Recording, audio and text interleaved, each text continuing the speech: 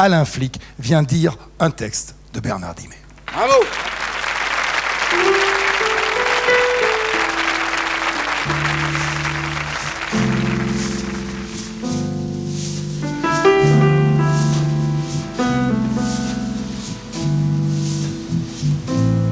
Moi qui écris des chansons depuis bientôt 20 berges, comme d'autres s'amusent à faire des mots croisés, cultivant le jardin où fleurit ma gamberge, je tire mon chapeau à ceux qui sont passés, à ceux qui possédaient au fond de leur musette des mots qui méritaient 100 fois le Panthéon, qu'on chantait dans les rues, histoire de faire la quête sur les places de Paris, à coups d'accordéon.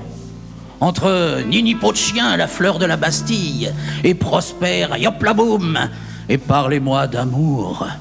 La vieille Java bleue qui faisait tourner les filles, et les pièces de 10 sous qui tombaient dans les cours. J'ai grandi tout heureux, la romance à l'oreille, entre Paris canaille et le petit vin blanc, entre les feuilles mortes et des monts et merveilles, entre la voix de Piaf et la voix de Montand. Les chansons venues du fond des âges, à l'époque où le roi faisait battre tambour, jusqu'au temps des cerises. Le plus bel héritage, le plus joli fleuron de la chanson d'amour. J'aurais tellement aimé écrire La vie en rose, croiser Monsieur William en trostant des paris, sur le port d'Amsterdam, cultiver ma cirrhose. C'est du petit bonheur, mais ça n'a pas de prix.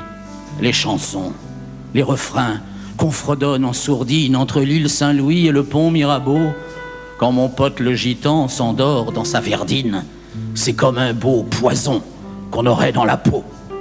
Moi, qui écris des chansons pour occuper mes heures, je voudrais en faire une qu'on n'oublierait jamais, afin que parmi vous, un peu de moi demeure comme une fleur vivace aux marches du palais.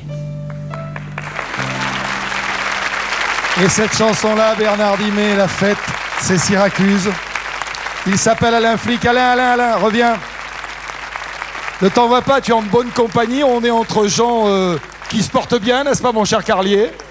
Dimet, mon cher Gaïga aussi. Dimet, j'ai eu la chance de connaître Bernard, qui était un être formidable. Je disais qu'il m'a pris sous son aile. Et tu m'as raconté à la répétition, je veux juste que tu racontes cette petite anecdote parce qu'elle résume bien la futilité de notre métier. J'ai eu la joie de passer auprès de Bernard Dimet les dernières années de sa vie et de l'accompagner au Port du Salut.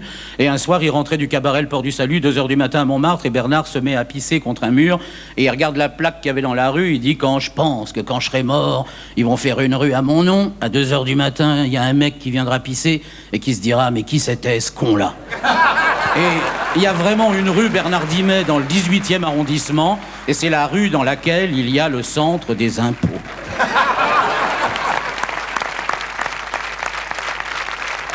C'est vrai que j'ai une tendresse particulière pour tous ces personnages. Haut en couleur, Alain.